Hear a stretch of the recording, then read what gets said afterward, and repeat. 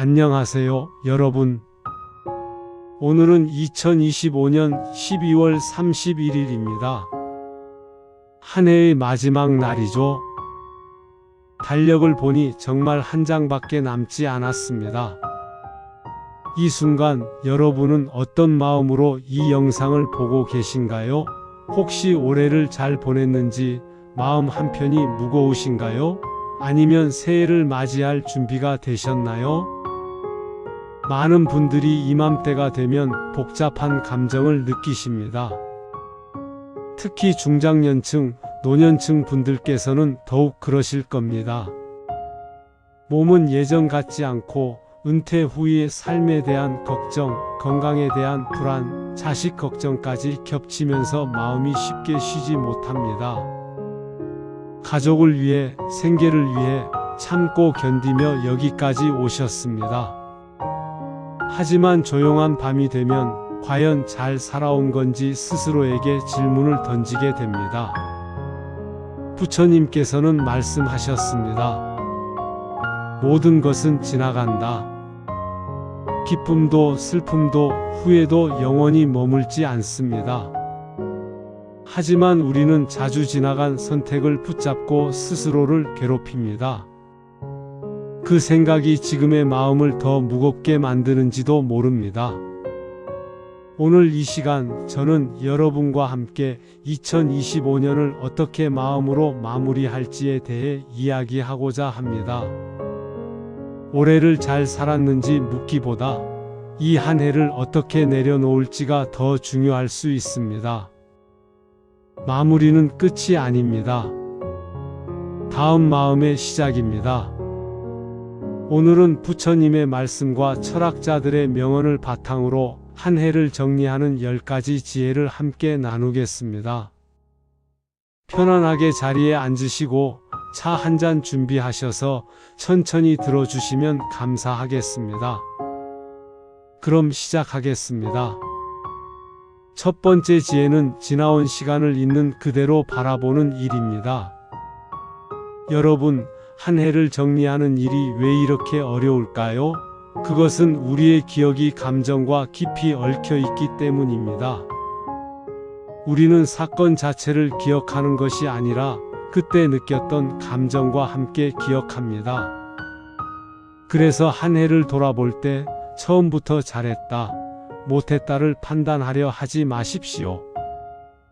그보다는 흐름 전체를 보는 시선이 필요합니다. 부처님께서는 이렇게 말씀하셨습니다. 지나간 마음을 붙잡지 말고 오지 않은 마음을 끌어오지 말라. 이 말씀은 과거의 후회와 미래의 걱정을 동시에 내려놓으라는 뜻으로 이해됩니다. 과거는 이미 지나갔고 미래는 아직 오지 않았습니다. 우리가 진정으로 살 수 있는 것은 오직 지금 이 순간뿐입니다. 그런데 우리는 한 해를 돌아볼 때 어떻게 하나요? 특정 장면만 확대해서 봅니다. 실수했던 순간, 후회스러운 선택, 이루지 못한 목표들, 이런 것들만 떠올리면 마음은 금세 무거워집니다. 왜 그럴까요? 일부의 기억만 붙잡으면 전체의 수고와 성장을 놓치기 때문입니다. 여러분, 생각해 보십시오. 2025년 1월부터 지금 12월까지 365일 동안 얼마나 많은 일들이 있었습니까? 좋은 날도 있었고 힘든 날도 있었습니다. 웃은 날도 있었고 울었던 날도 있었습니다. 건강했던 날도 있었고 아팠던 날도 있었을 겁니다. 이 모든 날들이 함께 모여서 2025년이라는 한 해를 만들었습니다.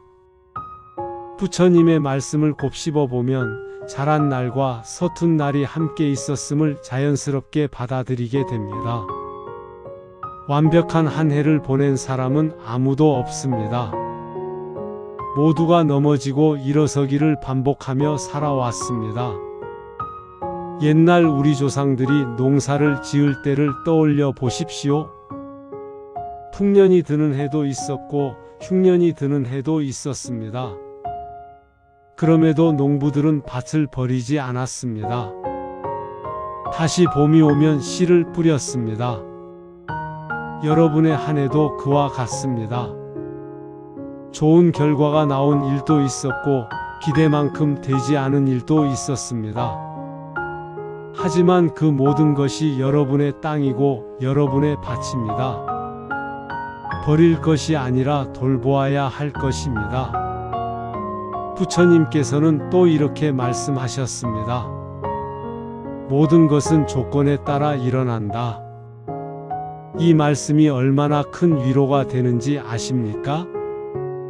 이것은 결과만으로 자신을 판단하지 말라는 따뜻한 권유입니다. 여러분이 어떤 선택을 했을 때 그 결과가 좋지 않았다고 해서 여러분이 부족한 사람이라는 뜻이 아닙니다. 조건이 달랐다면 결과도 달랐을 것입니다. 만약 그때 건강했다면, 만약 그때 경제적 여유가 있었다면, 만약 그때 주변에 도움이 있었다면 결과는 달랐을 수도 있습니다. 그렇게 보면 스스로를 몰아붙일 이유가 줄어듭니다. 자책 대신 이해가 생깁니다. 분노 대신 연민이 생깁니다. 한 해를 마무리하는 첫걸음은 평가가 아니라 인정입니다. 그래, 나는 그렇게 살았구나. 힘들었지만 여기까지 왔구나. 완벽하지 않았지만 최선을 다했구나. 이렇게 있는 그대로 인정하는 것에서 진정한 마무리가 시작됩니다. 여러분, 잠시 눈을 감고 2025년을 떠올려 보십시오. 판단하지 말고 그냥 바라보기만 하십시오. 1월의 추운 겨울부터 봄의 따뜻함, 여름의 무더위, 가을의 선선함, 그리고 지금 이 겨울까지 그 모든 계절을 여러분은 통과해 왔습니다.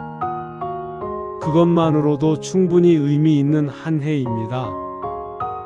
두 번째 지혜는 몸의 수고를 먼저 살피는 일입니다.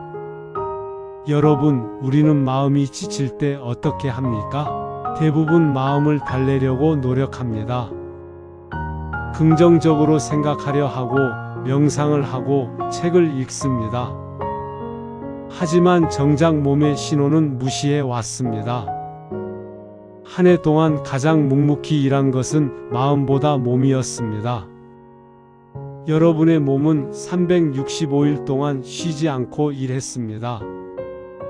심장은 계속 뛰었고, 폐는 계속 숨을 쉬었고, 발은 계속 여러분을 지탱했습니다. 부처님께서는 이렇게 전하셨습니다. 몸이 괴로우면 마음도 편안할 수 없다. 이 말씀은 수행 이전에 생활을 돌보라는 현실적인 가르침입니다. 아무리 마음을 다스리려 해도 몸이 고통스러우면 마음의 평화는 찾아오기 어렵습니다. 생각해 보십시오.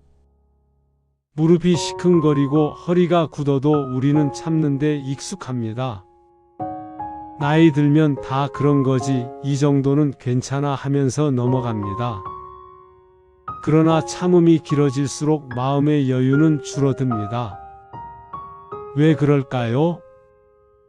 몸의 고단함이 생각을 거칠게 만들기 때문입니다. 몸이 아프면 사소한 일에도 짜증이 납니다. 가족에게 화를 내고 자신에게도 가혹해집니다. 이것은 성격의 문제가 아닙니다. 몸이 보내는 신호입니다. 여러분, 아침에 산책을 해보신 적이 있으십니까? 아침 일찍 일어나서 동네 공원을 천천히 걷는 것, 숨을 고르며 걷는 것, 이것은 사소해 보이지만 한 해를 정리하는 중요한 의식이 됩니다. 걸으면서 몸이 보내는 신호를 듣습니다. 어디가 불편한지, 어디가 긴장되어 있는지 알아차립니다. 그리고 그것을 인정합니다. 무릎아, 한 해 동안 고생했구나. 허리야, 많이 아팠지? 미안해. 몸을 챙기는 시간이 곧 자신을 존중하는 시간이 됩니다. 부처님의 또 다른 말씀으로 숨이 고르면 생각도 고른다는 전언이 있습니다. 숨과 마음이 연결되어 있음을 알아차리면 큰 노력을 들이지 않아도 안정이 찾아옵니다. 호흡만 바뀌어도 마음이 달라집니다. 지금 한번 해보시겠습니까? 천천히 숨을 들이마시고 천천히 내쉬십시오. 들이마시고 내쉬고 들이마시고 내쉬고. 어떻습니까? 어깨의 긴장이 조금 풀리셨나요? 이 가르침을 생활에 비추어 보면 욕심보다 회복이 먼저라는 사실을 이해하게 됩니다. 우리는 자꾸 더 많은 것을 이루려 합니다. 내년에는 더 건강해지겠다고, 더 많은 일을 하겠다고 다짐합니다. 하지만 잠깐 멈춰 서십시오. 지금 여러분의 몸은 회복이 필요합니다. 쉼이 필요합니다. 새로운 계획을 세우기 전에 먼저 몸을 돌보아야 합니다. 한 해를 마무리하며 몸에게 고맙다고 말해 보시겠습니까? 거울 앞에 서서 자신의 얼굴을 보며 이렇게 말해 보십시오. 한 해 동안 정말 수고했어. 고마워. 처음에는 어색할 수 있습니다. 하지만 그 어색함을 넘어서면 진심이 우러나옵니다. 그리고 그 진심이 여러분을 치유합니다. 몸을 돌보는 것은 사치가 아닙니다. 필수입니다. 오늘부터라도 하루 10분 자신의 몸에게 관심을 가져 보십시오. 스트레칭을 하거나 따뜻한 물로 목욕을 하거나 발 마사지를 하는 것도 좋습니다. 몸이 편안해지면 마음도 편안해집니다. 그것이 부처님의 가르침입니다. 세 번째 지혜는 관계를 조용히 정리하는 일입니다. 여러분, 한 해가 끝날 때 우리를 가장 힘들게 하는 것은 무엇일까요? 많은 경우 그것은 관계의 피로입니다.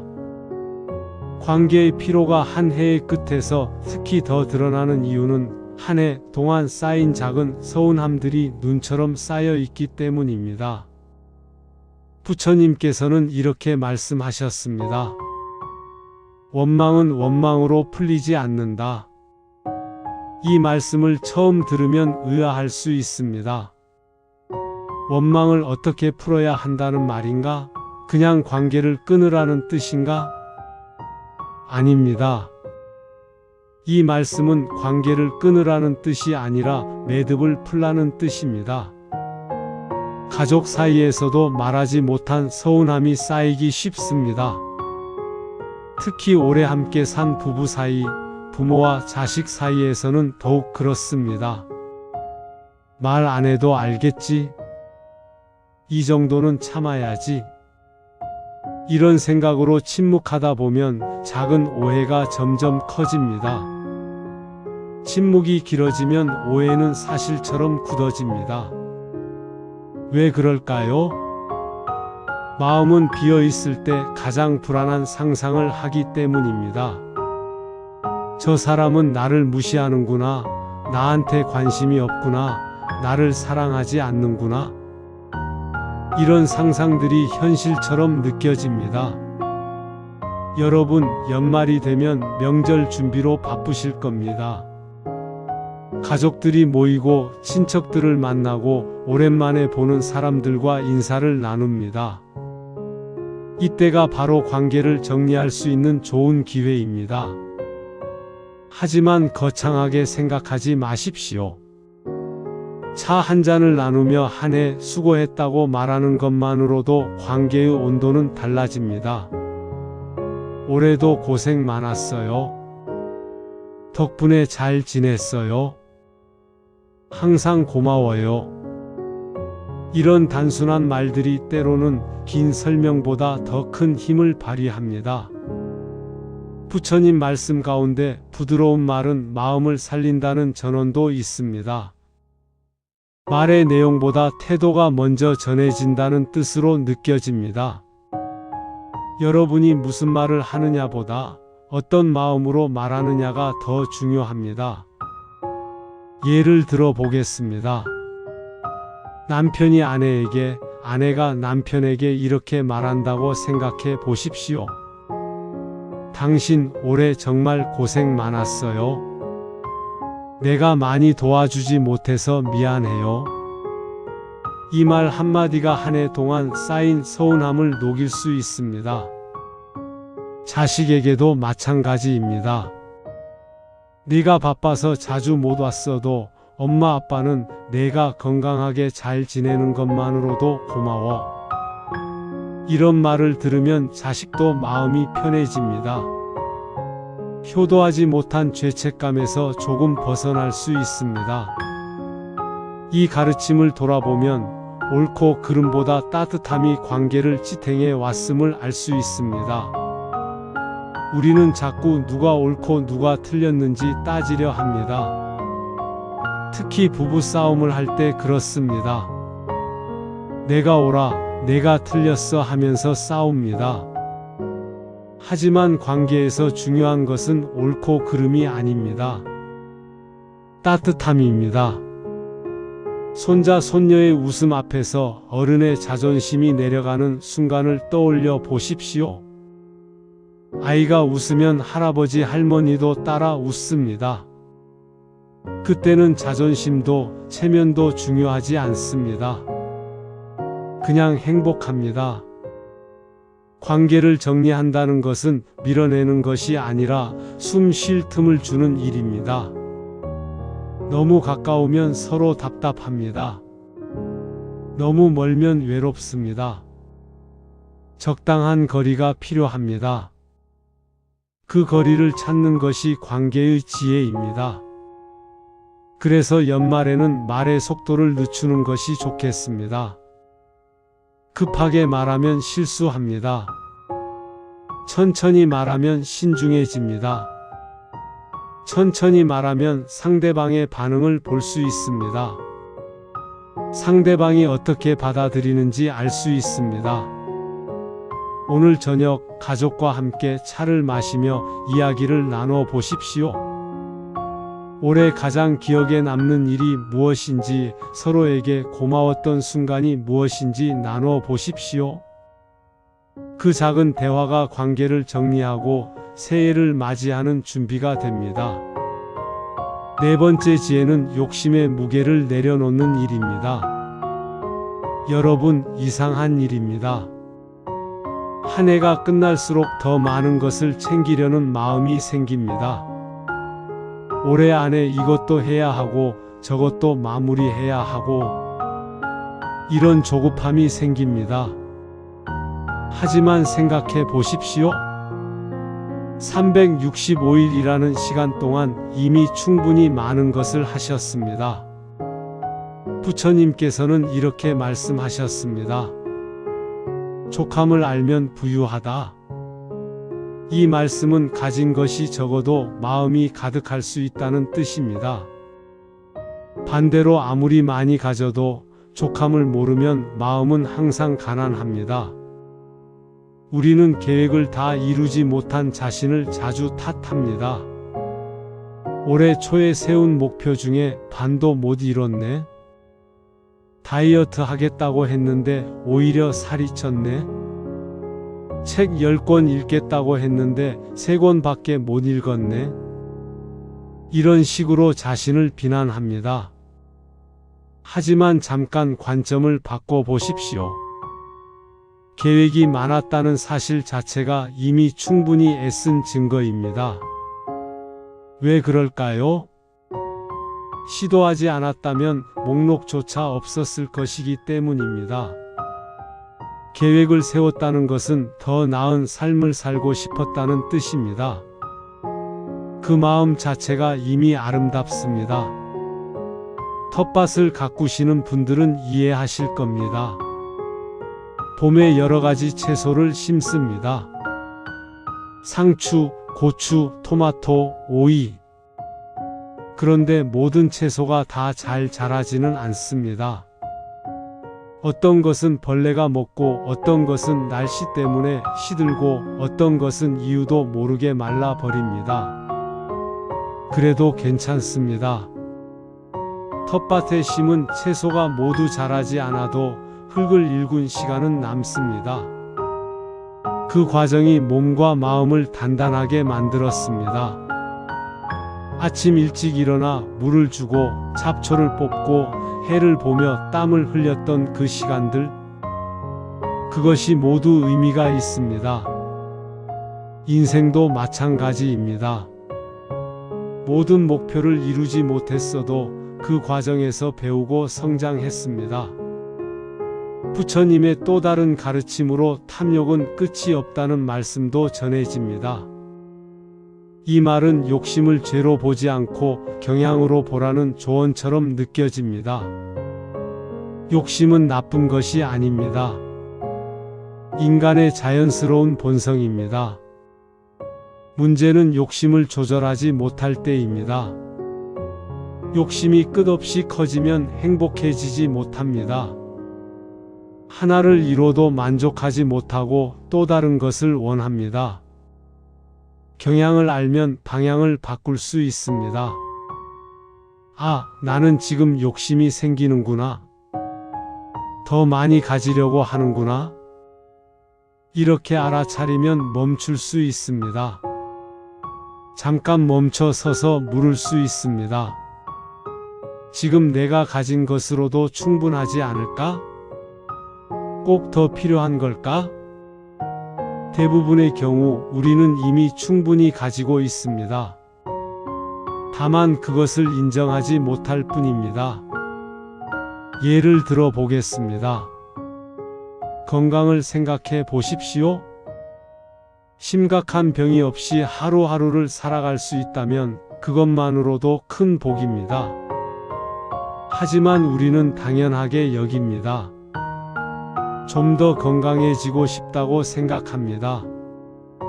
가족을 생각해 보십시오. 서로 싸우고 화내기도 하지만 함께 밥을 먹고 함께 잠드는 가족이 있다면 그것만으로도 감사한 일입니다. 하지만 우리는 더 좋은 관계를 원합니다. 집을 생각해 보십시오. 비가 새지 않고 따뜻하게 잠잘 수 있는 공간이 있다면 그것만으로도 충분합니다. 하지만 우리는 더 넓은 집, 더 좋은 동네를 원합니다. 이것이 인간의 본성입니다. 항상 더 나은 것을 추구합니다. 그 자체가 나쁜 것은 아닙니다. 하지만 한 해를 마무리하는 시점에서는 잠시 멈춰야 합니다. 욕심을 정리해야 합니다. 한 해를 마무리하며 욕심을 정리하면 내년의 걸음이 가벼워집니다. 여러분은 무엇을 내려놓고 싶으신가요? 종이 한 장을 꺼내서 적어 보십시오. 나는 이것을 내려놓겠습니다. 구체적으로 적어 보십시오. 그리고 그 종이를 찢거나 태워 버리십시오.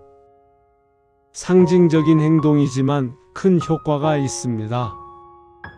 마음속에 있던 무게가 실제로 가벼워집니다. 다섯 번째 지혜는 실패라 불린 순간을 다시 보는 일입니다. 한 해를 돌아보면 후회가 남는 장면이 자주 떠오릅니다. 그 장면들은 마치 영화의 한 장면처럼 계속 반복됩니다. 그때 그렇게 하지 말걸? 다른 선택을 했더라면? 내가 더 조심했더라면? 부처님께서는 이렇게 전하셨습니다. 넘어짐은 길을 배우는 일이다. 이 말씀은 실패를 제거할 대상이 아니라 스승으로 보라는 뜻입니다. 실패를 떠올리면 얼굴이 먼저 굳어집니다. 수치심이 올라옵니다. 다시는 생각하고 싶지 않습니다. 그러나 한 발 물러서서 보면 그때의 선택에는 나름의 이유가 있었습니다. 왜 그럴까요? 그 순간의 조건과 마음이 최선이라고 판단했기 때문입니다. 지금의 시점에서 보면 잘못된 선택일 수 있지만 그때는 그것이 최선이었습니다. 정보가 부족했거나 시간이 촉박했거나 다른 선택지가 보이지 않았거나 여러 이유가 있었을 겁니다. 그 이해가 생기면 자책은 성찰로 바뀝니다. 자책은 자신을 공격하는 것입니다. 나는 왜 이렇게 바보 같을까? 나는 항상 실수해. 이런 식으로 자신을 비난합니다. 하지만 성찰은 다릅니다. 그때 내가 왜 그런 선택을 했을까? 다음에는 어떻게 하면 더 나은 선택을 할 수 있을까? 이렇게 배움을 찾습니다. 부처님의 또 다른 전언으로 과오는 숨길수록 잘한다는 말이 있습니다. 실패를 감추려 하면 할수록 그것은 마음속에서 점점 커집니다. 밤에 잠을 못 이루게 만들고 자신감을 떨어뜨리고 새로운 시도를 두렵게 만듭니다. 하지만 드러내어 보면 생각보다 작아지는 경험을 하게 됩니다. 예를 들어 사업에 실패했다고 생각해 보십시오. 그것이 큰 실패로 느껴질 수 있습니다. 하지만 그 경험을 통해 무엇을 배웠는지 생각해 보십시오. 어떤 사람을 믿어야 하는지, 어떤 투자가 위험한지, 자신의 한계가 어디까지인지 많은 것을 배웠을 겁니다. 그 배움은 돈으로 살 수 없는 귀한 것입니다. 관계에서 실패했다고 생각해 보십시오. 친구와 다투었거나 가족과 멀어졌거나 그 경험을 통해 무엇을 알게 되었습니까? 자신의 성격이 어떤지, 어떤 말이 상처가 되는지, 화해하는 법이 얼마나 어려운지 이런 것들을 배웠을 겁니다. 이 가르침을 삶에 비추면 솔직함이 회복의 시작임을 알 수 있습니다. 한 해의 실패를 노트에 적어 내려가 보십시오. 부끄러운 일도 후회스러운 일도 모두 적어 보십시오. 그리고 각 실패 옆에 이렇게 적어 보십시오. 이것을 통해 나는 을 배웠다. 그 과정에서 배운 점을 함께 적으면 이야기는 달라집니다. 실패가 단순한 실수가 아니라 성장의 과정이었음을 알게 됩니다. 그래서 실패는 끝이 아니라 연결입니다. 이번 실패가 다음 성공으로 연결됩니다. 이번에 넘어진 경험이 다음번에는 넘어지지 않게 만들어줍니다. 걸음마를 배우는 아이를 떠올려 보십시오. 아이는 넘어집니다. 수없이 넘어집니다.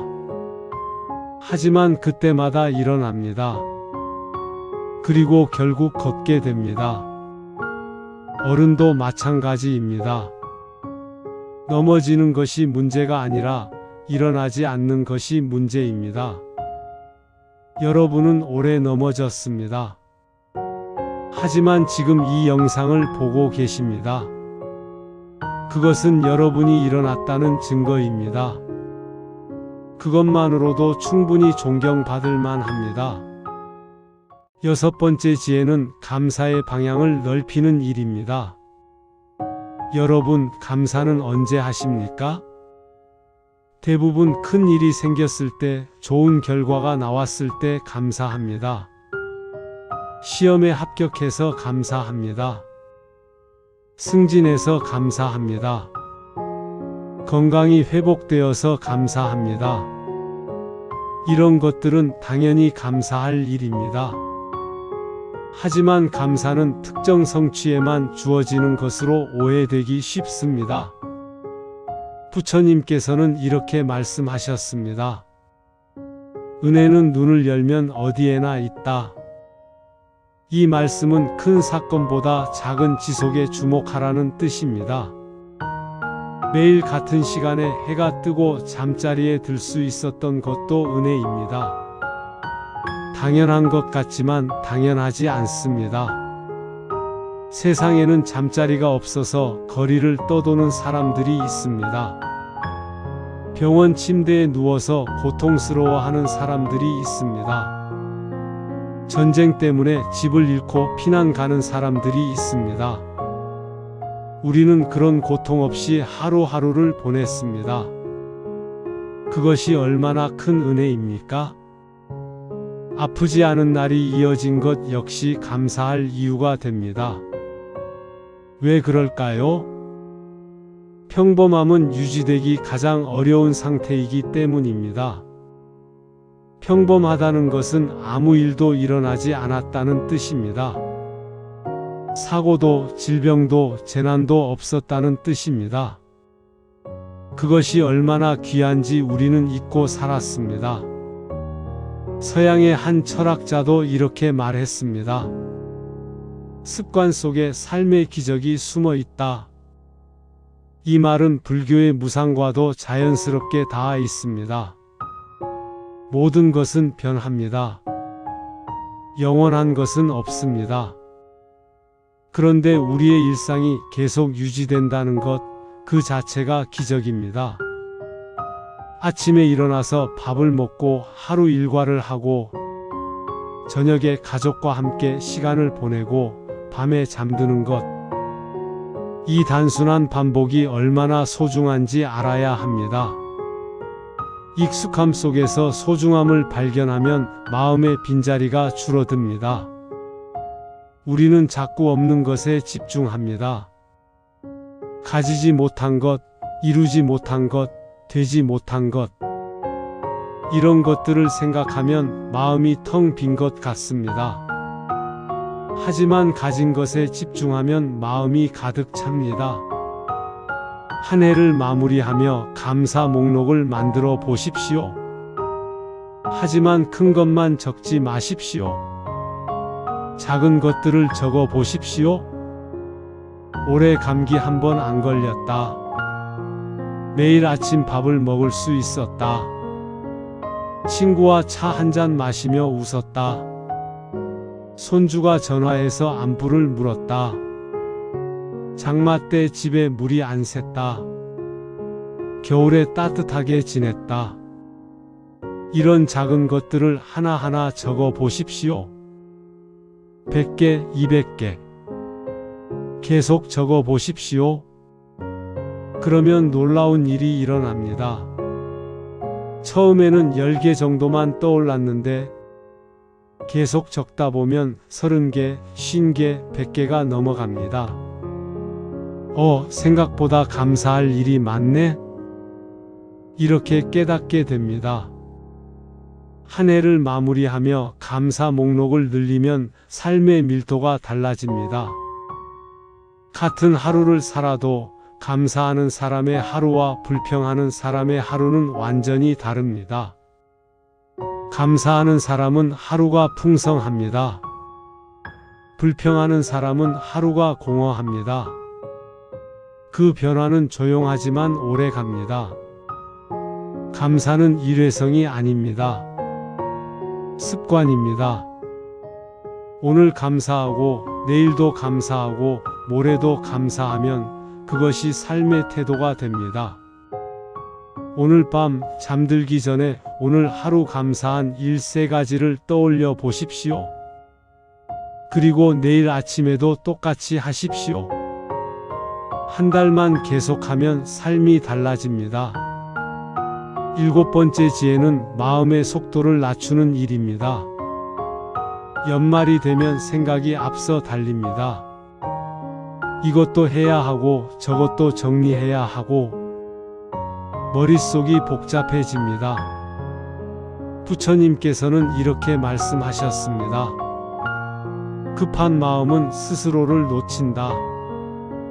이 말씀은 서두름이 효율이 아니라 소모일 수 있음을 알려줍니다. 빨리 가려고 서두르면 오히려 넘어집니다. 천천히 가면 안전하게 도착합니다. 인생도 마찬가지입니다. 일을 마치고도 머리가 쉬지 않을 때가 있습니다. 침대에 누웠는데 생각은 계속 이어집니다. 내일은 뭘 해야 하지? 저 일은 어떻게 처리하지? 내년 계획은 어떻게 세우지? 생각이 꼬리에 꼬리를 물고 이어집니다. 그러다 보면 새벽이 됩니다. 잠을 제대로 자지 못하고 다음날 피곤합니다. 왜 그럴까요? 하루의 마침표가 찍히지 않았기 때문입니다. 오늘이 끝나지 않았기 때문입니다.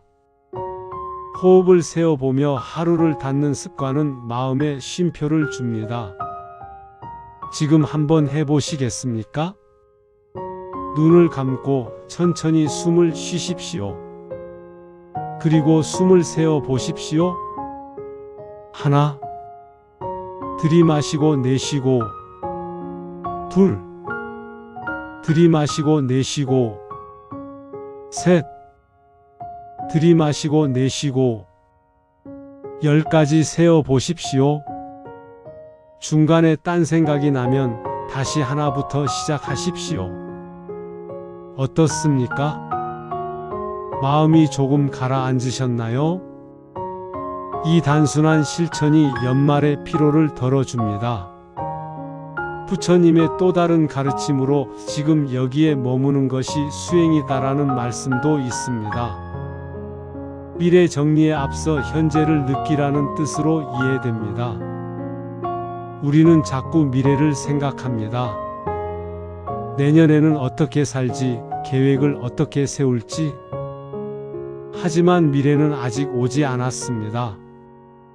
지금 이 순간 여러분은 무엇을 느끼십니까? 의자에 앉은 몸의 무게를 느끼십니까? 방 안의 온도를 느끼십니까? 밖에서 들리는 소리를 들으십니까? 이것이 현재입니다. 지금 여기에 머무는 것입니다. 속도를 낮추면 감정의 결이 보입니다. 빨리 지나가면 풍경이 보이지 않습니다. 천천히 가면 길가에 작은 꽃도 보입니다. 마음도 마찬가지입니다. 빨리 지나가면 자신의 감정을 모릅니다. 나는 괜찮아, 괜찮아 하면서 억지로 견딥니다. 하지만 천천히 가면 자신의 감정을 알아차립니다. 아, 나는 지금 슬프구나. 나는 지금 외롭구나. 나는 지금 불안하구나. 이렇게 알아차리는 것이 정리의 핵심입니다. 감정을 억누르면 사라지지 않습니다. 마음속 깊은 곳에 쌓입니다. 그러다 언젠가 폭발합니다. 하지만 감정을 알아차리고 인정하면 자연스럽게 흘러갑니다. 강물처럼 흘러가 버립니다. 연말에는 특히 마음의 속도를 낮춰야 합니다. 서둘러 정리하려 하지 마십시오. 천천히 하십시오. 하루에 한 가지씩만 정리해도 충분합니다.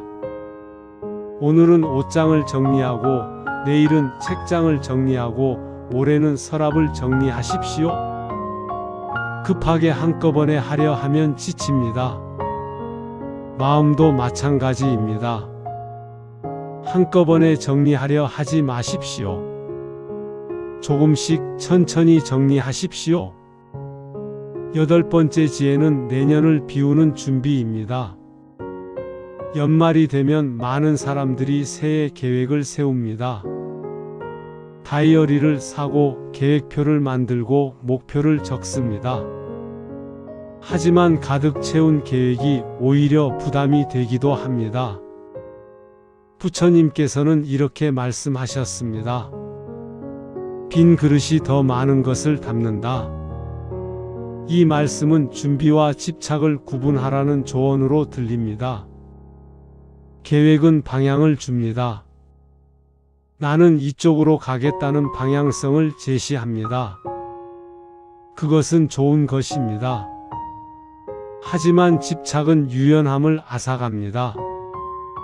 반드시 이렇게 해야 해, 이것을 못 이루면 실패야 이런 식으로 자신을 압박합니다. 계획과 집착의 차이를 아십니까? 계획은 이렇게 하면 좋겠다입니다. 집착은 반드시 이렇게 해야 한다입니다. 계획은 변경할 수 있습니다. 상황이 바뀌면 계획도 바뀝니다. 하지만 집착은 변경을 허용하지 않습니다. 끝까지 고집합니다. 내년에 자신에게 모든 책임을 넘기지 않는 것이 중요합니다. 왜 그럴까요? 미래의 나는 지금의 연장선이기 때문입니다. 지금 여러분이 지쳐 있다면 1월 1일이 된다고 갑자기 에너지가 넘치지 않습니다. 내년에는 달라질 거야. 새해가 되면 새로운 사람이 될 거야. 이런 기대는 비현실적입니다. 내년의 여러분도 지금의 여러분과 같은 사람입니다. 같은 몸, 같은 마음을 가지고 있습니다. 그러니 내년 계획을 세울 때 현실적으로 세우십시오. 너무 많은 것을 기대하지 마십시오. 여백을 남긴 계획은 수정될 수 있습니다. 예를 들어 하루 계획을 세울 때 24시간을 빽빽하게 채우지 마십시오. 80%만 채우십시오. 나머지 20%는 비워두십시오. 왜냐하면 예상하지 못한 일이 생길 수 있기 때문입니다. 갑자기 병원에 가야 할 수도 있고, 친구가 찾아올 수도 있고, 그냥 쉬고 싶을 수도 있습니다. 그 여백이 여유를 만듭니다. 여유가 있으면 마음이 편합니다. 수정 가능함이 곧 안정입니다. 계획이 수정될 수 있다는 것을 아는 순간 마음이 편해집니다. 이대로 안 되면 바꾸면 되지 이렇게 생각할 수 있습니다. 이 가르침을 떠올리면 불안이 줄어듭니다. 새해에 대한 불안이 있으십니까? 내년에는 뭐가 기다리고 있을까?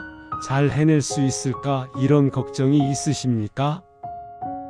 그럴 때는 이렇게 생각해 보십시오. 나는 계획을 세우지만 집착하지 않는다. 상황이 바뀌면 계획도 바꾼다. 그것이 유연함이다. 한 해를 비워야 다음 해가 자연스럽게 들어옵니다. 2025년을 꽉 붙잡고 있으면 2026년이 들어올 자리가 없습니다. 2025년을 내려놓아야 2026년이 들어옵니다. 그 흐름을 믿어 보시겠습니까? 자연을 보십시오. 가을이 지나야 겨울이 옵니다. 낙엽이 떨어져야 새 잎이 납니다. 비워야 채워집니다. 우리 삶도 마찬가지입니다. 묵은 것을 내려놓아야 새 것이 들어옵니다.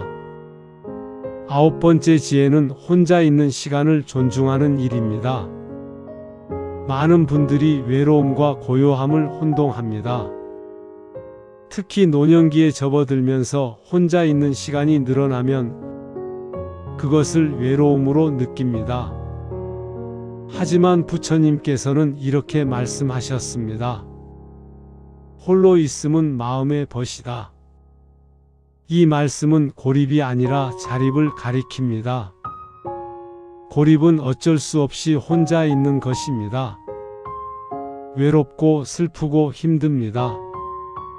하지만 자립은 스스로 선택해서 혼자 있는 것입니다. 평화롭고 편안하고 충만합니다. 같은 상황이지만 마음가짐이 다르면 경험이 완전히 달라집니다. 여러분은 경험해 보셨을 겁니다. 사람을 많이 만나도 공허할 때가 있습니다. 파티에 가고 모임에 가고 친구들을 만나도 집에 돌아오면 허전합니다. 반대로 혼자 있어도 충만한 날이 있습니다. 조용히 차를 마시며 책을 읽거나 창밖을 바라보거나 그냥 가만히 앉아 있어도 마음이 가득 찹니다. 왜 그럴까요? 마음이 자기 자리에 있을 때 안정이 생기기 때문입니다. 마음이 밖으로 나가 있으면 불안합니다. 저 사람은 나를 어떻게 생각할까? 내가 실수하지는 않았을까? 이런 걱정이 생깁니다. 하지만 마음이 안으로 들어와 있으면 편안합니다. 다른 사람의 시선이 중요하지 않습니다. 자기 자신과 함께 있으면 됩니다. 저녁에 불을 낮추고 하루를 돌아보는 시간은 큰 위로가 됩니다. 촛불을 켜거나 작은 조명만 켜고 조용히 앉아 보십시오. 하루 동안 있었던 일을 천천히 떠올려 보십시오. 오늘은 이런 일이 있었지? 이럴 때 내 마음은 이랬어? 다음에는 이렇게 해봐야겠어? 이렇게 자신과 대화를 나누십시오. 그 시간에 자신에게 말을 걸어 보십시오.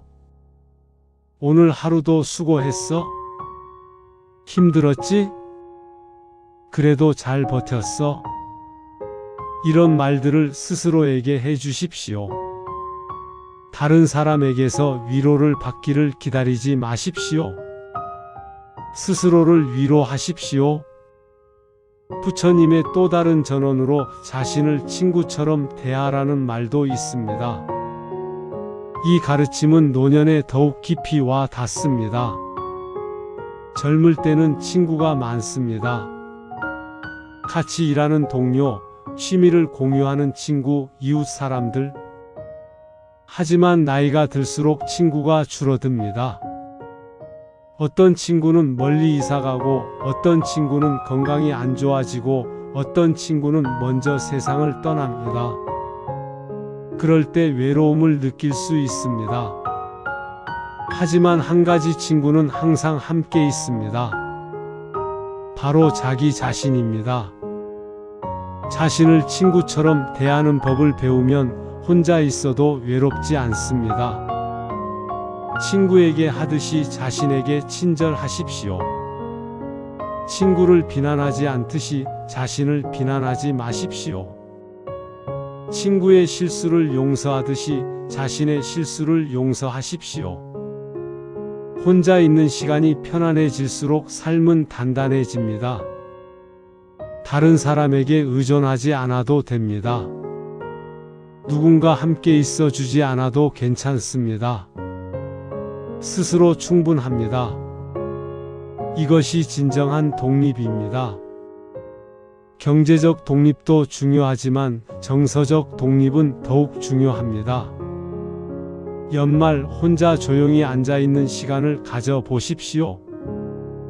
그 시간이 외롭지 않고 평화롭게 느껴진다면 여러분은 이미 큰 지혜를 얻으신 겁니다. 마지막 10번째 지혜는 끝을 의식하며 오늘을 사는 일입니다. 마무리가 다음 걸음을 결정하기 때문입니다. 부처님께서는 이렇게 말씀하셨습니다. 끝을 아는 이는 매 순간을 가볍게 산다. 이 말씀은 죽음을 두려워하라는 뜻이 아닙니다. 오히려 정반대입니다. 유한함을 알면 집착이 줄어듭니다. 우리가 집착하는 이유는 영원할 것이라고 착각하기 때문입니다. 나는 앞으로도 계속 건강할 거야. 이 관계는 영원히 지속될 거야. 시간은 무한히 있어. 이렇게 생각합니다. 하지만 현실은 다릅니다. 모든 것은 끝이 있습니다. 그 사실을 인정하면 어떻게 될까요? 오히려 마음이 가벼워집니다. 집착이 줄면 현재가 선명해집니다. 왜 그럴까요? 미루지 않게 되기 때문입니다.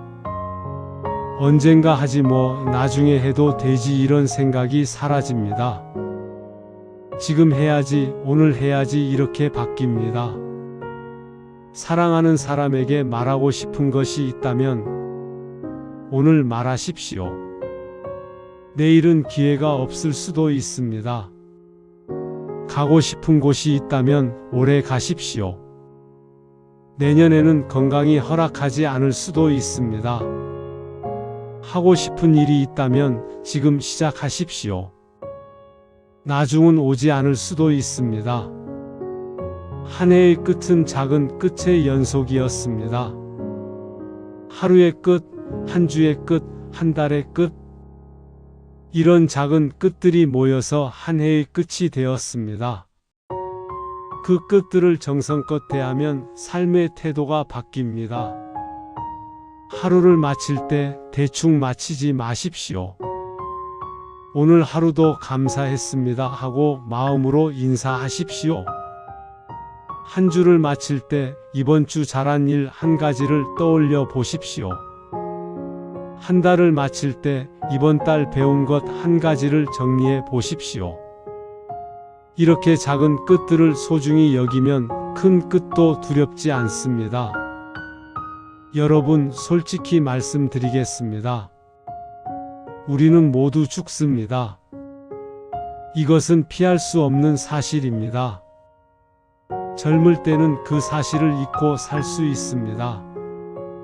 하지만 나이가 들수록 그 사실이 가까이 느껴집니다. 두려울 수 있습니다. 하지만 두려워할 필요가 없습니다. 끝이 있기 때문에 지금이 소중한 것입니다. 영원하다면 지금은 중요하지 않습니다. 언제든 할 수 있으니까요.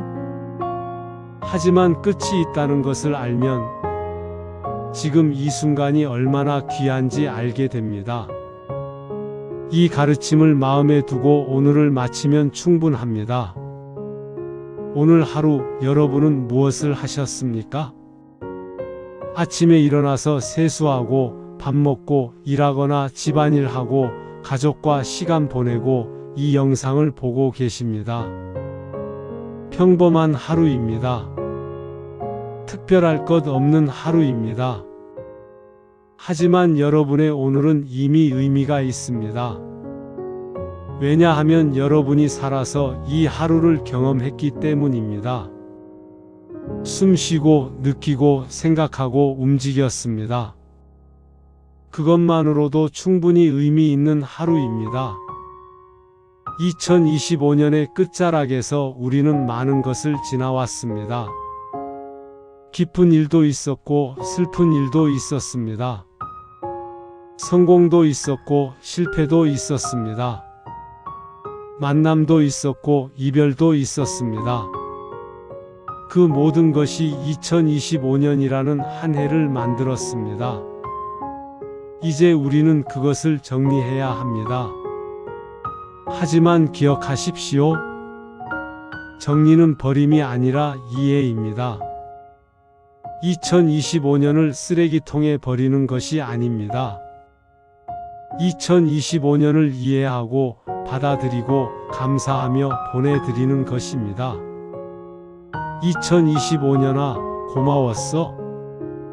힘들기도 했지만 배울 것도 많았어? 이제 편히 쉬어. 이렇게 작별 인사를 하십시오. 이해가 깊어질수록 다음 해는 조용히 열립니다. 2026년은 요란하게 오지 않습니다. 조용히 자연스럽게 옵니다. 마치 해가 뜨듯이 봄이 오듯이 옵니다. 여러분이 2025년을 잘 정리하면 2026년은 저절로 열립니다. 억지로 문을 열 필요가 없습니다. 오늘 밤 12시가 되면 2025년은 끝나고 2026년이 시작됩니다. 하지만 그것은 단지 숫자의 변화일 뿐입니다. 진짜 변화는 여러분의 마음에서 일어납니다. 여러분이 오늘 이 10가지 지혜를 마음에 새기셨다면 이미 변화는 시작되었습니다. 첫째, 지나온 시간을 있는 그대로 바라보기. 둘째, 몸의 수고를 먼저 살피기. 셋째, 관계를 조용히 정리하기. 넷째, 욕심의 무게를 내려놓기. 다섯째, 실패를 다시 보기. 여섯째, 감사의 방향을 넓히기. 일곱째, 마음의 속도를 낮추기. 여덟째, 내년을 비우는 준비. 아홉째, 혼자 있는 시간을 존중하기.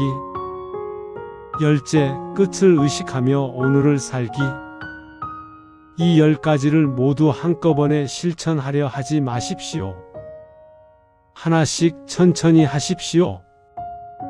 오늘은 첫 번째를 실천하고 내일은 두 번째를 실천하십시오. 열흘이면 10가지를 모두 경험할 수 있습니다. 그리고 다시 처음으로 돌아가서 반복하십시오. 이것이 수행입니다. 수행은 한 번 하고 끝나는 것이 아닙니다. 계속 반복하는 것입니다. 반복하면서 깊어집니다. 여러분, 지금까지 긴 시간 함께 해주셔서 감사합니다. 오늘 이 영상이 여러분의 2025년을 정리하는데 조금이라도 도움이 되었기를 바랍니다. 2025년 한 해 정말 수고 많으셨습니다. 여러분은 충분히 잘 해내셨습니다. 완벽하지 않아도 괜찮습니다. 있는 그대로의 여러분으로 충분합니다. 이제 2026년을 맞이할 준비를 하십시오. 하지만 너무 많은 것을 기대하지 마십시오. 그냥 하루하루 살아가십시오. 부처님께서 말씀하셨습니다. 과거에 머물지 말고 미래를 꿈꾸지 말고 현재 순간에 마음을 집중하라. 지금 이 순간 여러분은 숨을 쉬고 있습니다. 살아 있습니다. 그것만으로도 충분합니다. 2026년도 여러분과 함께 하겠습니다. 힘든 날에는 이 영상을 다시 찾아와 주십시오. 언제든 여기 있겠습니다. 새해 복 많이 받으시고 건강하시고 평안하십시오. 감사합니다.